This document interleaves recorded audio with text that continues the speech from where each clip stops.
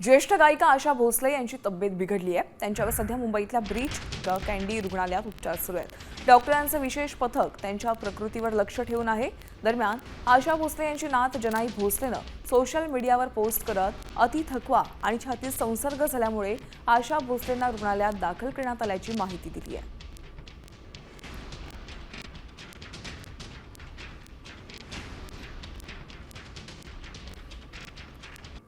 थकवा आणि छातीत संसर्ग झाल्यामुळे आशा भोसलेंना रुग्णालयात दाखल केलंय। सध्या त्यांच्यावर उपचार सुरू असून लवकरच त्यांच्या प्रकृतीत सुधारणा होईल।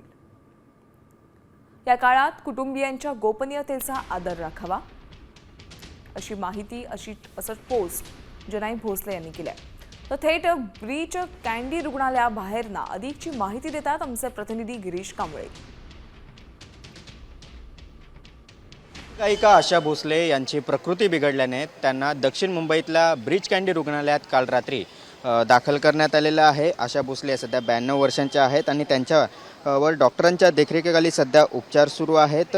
त्यांची नात जनाई भोसले यांनी त्यांच्या प्रकृतीबाबत माहिती दिलेली आहे। यामध्ये त्यांनी आशा भोसले यांच्या छातीत इन्फेक्शन झाल्याची माहिती दिलेली आहे। सध्या त्यांच्यावर उपचार सुरू असल्याची माहिती ही स्वतः आशा भोसले यांची नात जनाई भोसले यांनी दिलेले आहेत। काल रात्री या ठिकाणी या ब्रीच कँडी रुग्णालयात दाखल करण्यात आलेलं आहे। त्यांचे नातेवाईक आहेत ते देखील या ठिकाणी त्यांच्या रुग्णालयात दाखल आहेत। व्हिडिओ जर्नलिस्ट नितीन खरातसह गिरीश कांबळे, साम टीव्ही न्यूज, मुंबई।